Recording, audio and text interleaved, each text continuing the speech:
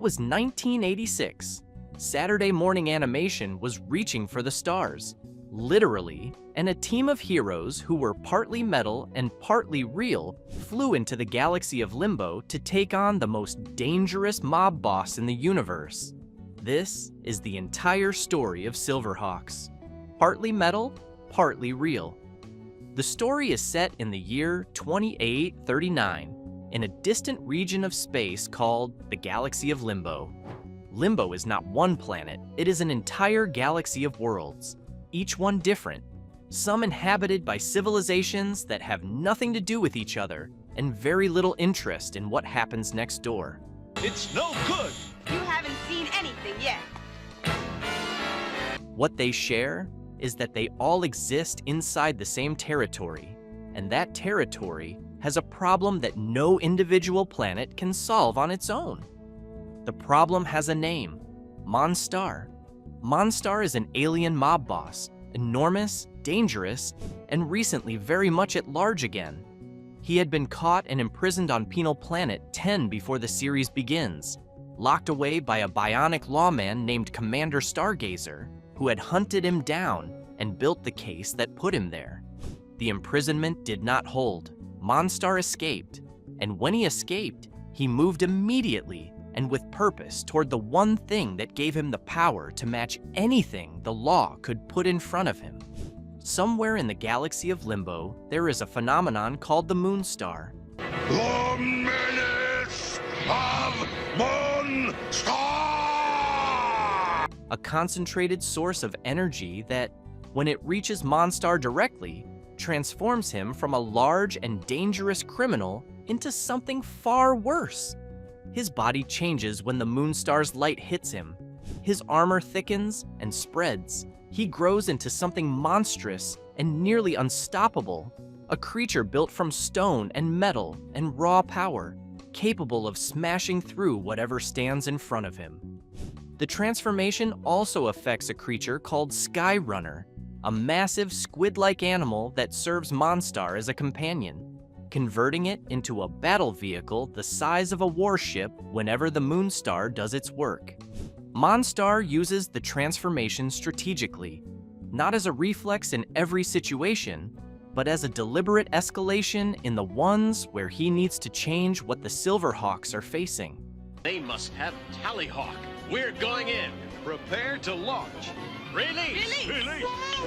The moment where the Moonstar's glow reaches his eyes and floods through him is one of the most recognizable images the series produced, and it returns throughout the run as both a plot device and a reminder of what is actually at stake whenever the conflict escalates past a routine operation.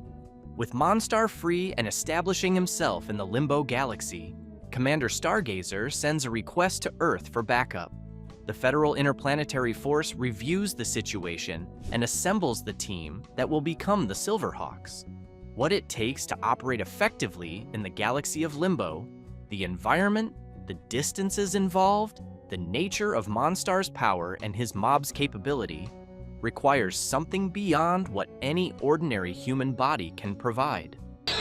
Mumbo Jumbo! Stop that bird! 5 volunteers are selected, and before they make the journey to Limbo, each one undergoes an irreversible transformation. The transformation is surgical and permanent. The volunteers have their bodies converted into cyborg forms, wrapped in tight-fitting, full-body metal armor that functions as their skin rather than a suit worn over it. The armor cannot be removed. It is integrated into who they now are. Each SilverHawk has retractable wings built under their arms for flight through space, heel thrusters for propulsion, laser weapons mounted in their shoulders, and a retractable protective visor that drops down over the face when conditions demand it. They are partly metal. They are partly real. The organic parts that remain, one arm left exposed on each member. Again, time stopper! Blast! The face, the humanity they each retained, are what make them people rather than machines. The cost of what they gave up is real. The show establishes it clearly in the beginning, and it never entirely fades into the background across the 65 episodes that follow. Commander Stargazer and Hawk Haven.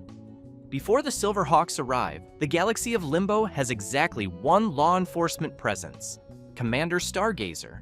He is an older man, a veteran police officer with years of field experience and a specific personal history with Monstar that shapes everything he does in the series. He was the one who tracked Monstar down the first time. He was the one who built the case and made the arrest and put him on Penal Planet 10. He is the one who now has to watch the escape happen and understand, from experience, Black skies. Meet Tallyhawk. That's some bird, Commander. what Monstar free in the Limbo Galaxy means for every inhabited world in it. Stargazer has bionic components of his own, cybernetic enhancements that make him something more than an ordinary human, though not as fully transformed as the SilverHawks he eventually commands. His armor is gold rather than the silver that gives his team their name, and his left eye is a special telescopic lens that extends his vision across distances the human eye could not naturally cover. He operates from Hawk Haven, the team's orbiting headquarters built in the shape of a giant hawk, positioned above the galaxy's central systems to give Stargazer visibility across as much of Limbo as possible while the team is in the field. Well, you certainly took your time, Lieutenant. Thought I had a one-way ticket to Earth. Bob McFadden voiced Stargazer throughout the entire run, and the performance carries the specific quality of a character who has been doing this for a long time and has not run out of reasons to keep doing it. He has seen what Monstar leaves behind when he has the galaxy to himself: the damaged planets, the exploited populations, the civilizations that could not defend themselves against an organized mob with access to the Moonstar. He has been the only thing standing between Monstar and Limbo alone for long enough that the arrival of the SilverHawks is not just tactical reinforcement, but something more personal. The moment the fight he has been fighting stops being a fight, he has to lose eventually. The SilverHawks. The five arrive in Limbo already transformed, already committed, already the team they are going to be for the next 65 episodes. That distress signal is getting stronger all the time, Tallyhawk. Whatever it is must be real near. They learn the galaxy they are protecting as the series progresses, but they arrive with the training and the purpose already in place. Quicksilver leads the team. His name before the transformation was Jonathan Quick. He had been head of Federal Interplanetary Force 8, which means he comes into this with command experience and a record that justified the choice to put him at the front. The silver armor and the code name are new. The instincts that made him effective are not. He is fast, tactical, and genuinely dedicated to what the team is doing, not performing the dedication, but carrying it as a baseline condition. His companion is Tallyhawk, a cybernetic hawk that functions as a spy satellite and interceptor, capable of surveillance at long range, equipped with laser capability and sharp claws. There she is. Run her down, Rawhide. Aye, aye, Skipper. And linked to Quicksilver in the specific way that animated companions always are, an extension of the hero rather than a separate presence. Peter Newman voiced Quicksilver across the full run. Steelheart and Steelwill are twins, Emily and Will Hart, who came to the SilverHawks from technical and engineering backgrounds. Emily is Steelheart, the technician, the problem solver, the one whose approach to a situation begins with understanding how it works before deciding how to break it. Will is Steelwill, the strong man, built for direct physical engagement, capable of throwing his weight around in ways that matter when the mob is bringing force. They can communicate telepathically with each other, a link that existed between them as twins before the transformation. Hold up, Will. She's your sister. I will destroy you. And that the conversion amplified rather than removed. They were both devoted football fans before the transformation, and the sport runs through how they describe their moves and tactics, even in combat situations. Maggie Wheeler voiced Steelheart, Doug Preece voiced Steelwill. Bluegrass is the team's pilot, a country singer and fighter ace who flies the team's ship, the Mirage. He is the only SilverHawk who does not have the self-propulsion systems built into his armor that allow the others to fly independently through space. What he has instead is Hot Licks, a guitar-shaped weapon that fires sonic blasts capable of lifting and immobilizing targets, a design that says everything you need to know about the character's priorities. He is warm, capable, and the one member of the team Million limbo bucks. That Monstar's behind this. Let's see what the security scanners picked up. who brings a specific cultural identity into a galaxy that does not have a lot of country music in it. Larry Kenney voiced him. The Copper Kid is young, a boy from a world called the Planet of the Mimes, brought into the SilverHawks as a mathematical genius whose computational abilities have a specific strategic value in a conflict that involves as much planning and technical interference as direct combat. He does not speak in words. He communicates in computerized whistles and tones that the others have learned to understand and that give him a distinct presence in every scene he is in. He carries laser discs at his hips that he can throw as weapons. He is the youngest, the most alien, and in some ways, the most unexpected member of the team. Come on. We've got to stop those meteors before they wipe out Hawk Haven. A child from a silent world, fighting in the loudest and most dangerous galaxy available. Monstar and the Mob. Monstar operates from Brimstar, his stronghold planet deep in the Limbo Galaxy, and runs his organization the way a mob boss runs an operation, through hierarchy, specific assigned roles for specific types of work, and the implicit understanding that loyalty is expected and its absence has consequences. His goal is to rule all of Limbo, every planet, every civilization, every trade route and resource system in the galaxy answering to him, which means the SilverHawks and everything they represent are not just obstacles, but direct challenges to the structure he is trying to build. Earl Hammond voiced Monstar, the same actor who voiced Mum-Ra in Thundercats. Run, SilverHawks! You'll have to fight for it! And the performance carries that same quality of a voice that sounds like it belongs to something that has been dangerous for a very long time and intends to remain so.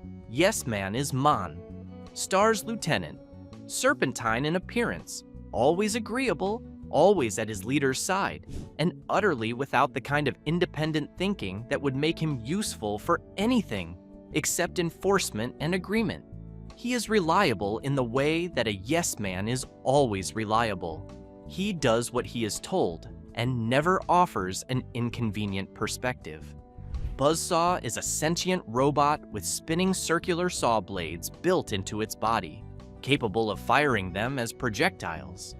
The design is exactly what the name promises, a machine built entirely around the concept of cutting things that get in the way. That was pretty good for your first stroll. Nighty-night! Mumbo Jumbo is the mob's muscle, enormous, minotaur-shaped, physically the most imposing member of the team and the one who gets deployed when Monstar needs something broken or someone physically overwhelmed. He does not talk much, which makes sense for a role that is primarily defined by mass and force. Windhammer is the mob's weather controller, capable of generating storms, hurricanes, and atmospheric disruptions across entire planetary regions. In a galaxy with multiple inhabited worlds, a character who can change weather on a regional scale has an obvious and significant advantage, and the show uses Windhammer in episodes where the threat is environmental rather than purely combat-based. Go get him, Smiley! Burn them out! Molek Ular is a shapeshifter, a master of disguise who can assume any form, any identity, any appearance the situation requires. In a show built around knowing who the enemy is and where they are, a character who can be anyone is a particular kind of threat. Molek Ular appears in operations where infiltration is the point, where getting inside something is more valuable than fighting outside it. Melodia plays a keytar-style weapon that fires damaging musical notes, concentrated sound as a weapon, delivered with the precision of a musician and the intent of someone who wants to cause structural damage. She is the mob's musician, and what she plays does physical harm to whatever it hits.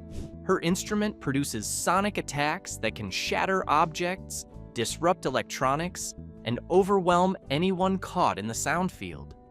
Quick thinking, SilverHawks. But not quick enough. Hardware is the mob's weapons specialist, the one who builds and maintains the technology that the rest of the mob uses. He designs the devices, engineers the traps, and produces the specific technical threats that the SilverHawks encounter when Monstar wants to win through preparation rather than direct confrontation. He resembles the kind of small, technically focused villain that the show's design aesthetic consistently produced. Not physically imposing, but dangerous in a completely different way. Poker Face is a robotic card player who serves the mob when Monstar needs someone who can manage specific situations requiring a different kind of intelligence than raw power. Not so fast, Professor Power. He shows up in episodes involving deception and misdirection, which are different from the operations Mumbo Jumbo or Buzzsaw would lead. The Galaxy of Limbo. The Galaxy of Limbo is not a background. It is a world the show builds across 65 episodes, one planet and one corner of space at a time, using the SilverHawks' ongoing conflict with Monstar as the through line that connects very different kinds of stories. The various inhabited planets of Limbo each have their own character and their own problems. Some are settled worlds with functioning economies and governments that exist independently of the Monstar versus SilverHawks conflict, but keep getting pulled into it. Others are more remote, rocky outposts, asteroid settlements, or worlds so strange that even the SilverHawks have to approach them carefully. Looks like the cowboy couldn't keep to the beat. I'll never have a better chance to play him a final... The civilizations range from the technologically advanced to the older and stranger, and the SilverHawks spend as much time protecting these communities from Monstar's exploitation as they do fighting the mob directly. Monstar's goal is not just to win battles, it is to control Limbo, which means the inhabited worlds of the galaxy are not bystanders in his conflict with the SilverHawks, but the actual prize. Seymour is a working alien, a space cab driver who makes his living by taking whatever fare is available in the galaxy of Limbo. His occupation puts him in contact with both the SilverHawks and the mob with roughly equal frequency, since he does not have the luxury of choosing his passengers based on their allegiances. He is not a hero and not a villain. He is a person with a job and a vehicle. No way, Lieutenant! The water pressure is holding it shut! Who keeps ending up in situations far larger than either, which gives the series a perspective on Limbo that the SilverHawks themselves cannot provide. The view from someone who just needs to get through the day in a galaxy that has been turned into a war zone without anyone asking his opinion about it. Monstar's stronghold on Brimstar is one of the series' recurring locations, the place the SilverHawks raid and retreat from and eventually return to, the physical center of the threat they are there to contain. The show comes back to it repeatedly, and the familiarity of it builds over the course of the run into something that functions like the series' primary tension. Every time they push Monstar back to Brimstar, he is still there, still operational, still in possession of the Moonstar. I can't get out of the way! Hawkhaven orbits above the galaxy as the SilverHawks' operational base. From here, they plan their responses, debrief after encounters, and recover from the missions that leave them needing it. Stargazer coordinates from its command center. The team returns to it between operations. It functions as the show's home base in both the literal and emotional sense. The one fixed point in a conflict that keeps moving. The stories they told. Across 65 episodes, the series used its premise to tell a wide range of stories built on a consistent framework. Monstar has a plan. The SilverHawks need to stop it, and whatever complications arise in the middle are where the episode actually lives. Monstar's mob takes control of Limbo's artificial sun, a device that keeps multiple planets in the galaxy warm and habitable. Time to walk the plank, Steelheart!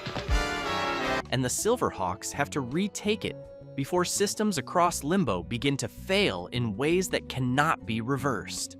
The threat is not dramatic in the physical combat sense. It is catastrophic in the infrastructure sense. The sun is not a weapon. It is a necessity. The mob controlling it means the mob controls whether entire worlds can survive, which makes the stakes something other than a standard battle. The mob launches a mega missile aimed at Earth itself, the planet the SilverHawks came from, the one they left behind when they agreed to the transformation and the long journey to Limbo. The stakes expand beyond the galaxy of Limbo entirely. Whatever the SilverHawks are protecting out here, Earth is what they came from. The episode uses that personal dimension to add weight to what is otherwise a military objective. Your turn, Stronghold. See if you can't claw them back for him. A boy with the ability to stop time appears in the galaxy, and both sides want him. Mon. Star wants him in the mob, because a power that can pause the moment of conflict is an advantage that cannot be countered by any weapon the SilverHawks have. The SilverHawks want him out of the mob's reach for exactly the same reason. The episode centers on what happens to someone with an extraordinary and involuntary power when the most dangerous forces in the galaxy both decide that person belongs to them. Hardware builds a machine capable of converting SilverHawk technology against itself, exploiting the specific frequencies and systems that make the team effective to create a weapon aimed directly at their architecture. The show returns to this idea across multiple episodes. Hold it right there, Seymour. I'm getting out of here. The team's greatest vulnerabilities are inherently linked to the modifications that gave them their capabilities, and Hardware is the mob member most consistently focused on finding and using that connection.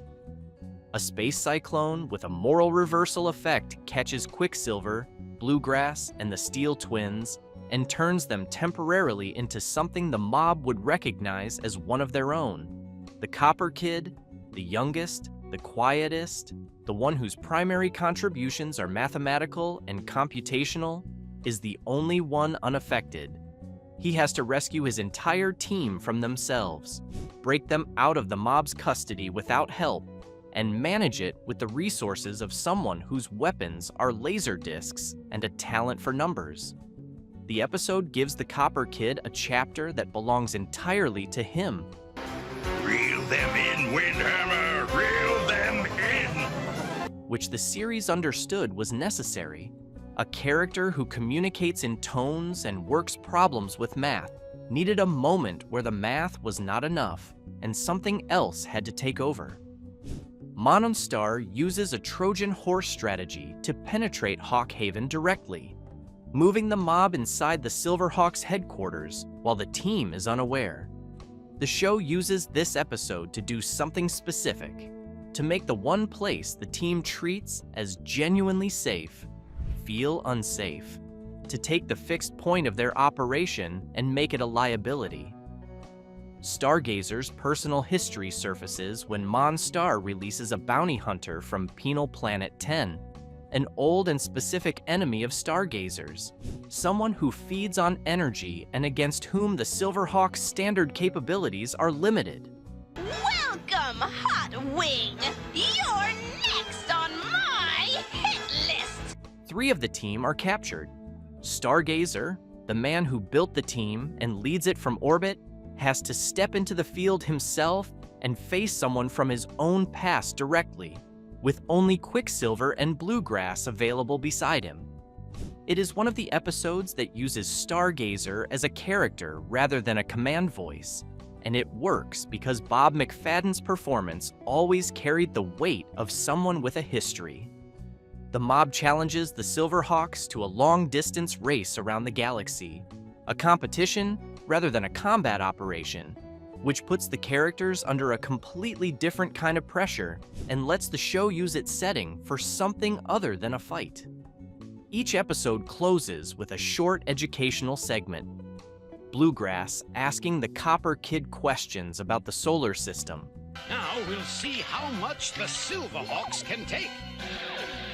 The kid answering in his synthesized tones. It is small, slightly unusual, and entirely consistent across the run. A show about heroes who gave up their bodies to fly through space, wanted to make sure the kids watching it knew something real about space when they left. What the show was. SilverHawks premiered on September 8, 1986 in first-run syndication and ran its 65 episodes through December 5, 1986. It was produced by Rankin/Bass Productions and distributed by Lorimar Telepictures. The animation was handled by Pacific Animation Corporation in Japan, the same studio that animated Thundercats, and the visual quality the studio brought to the series was consistent with what it had achieved on that earlier show. Quadrant 7! And the Road Stars in hot pursuit! Detailed, expressive, and more ambitious than most American Saturday morning animation of the period.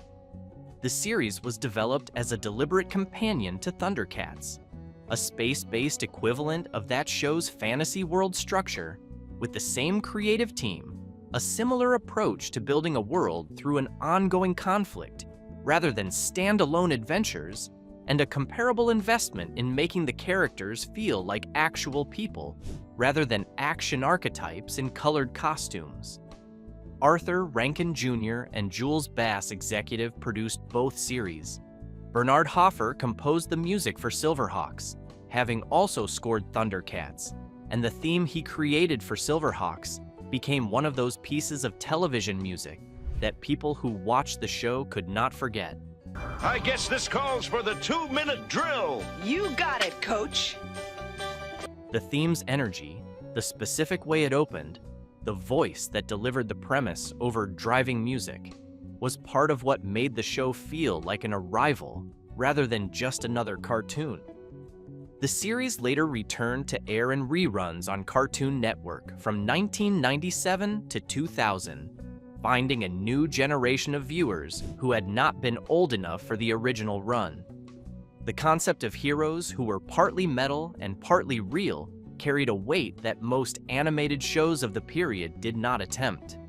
These were not people wearing removable suits, not heroes whose powers were external accessories.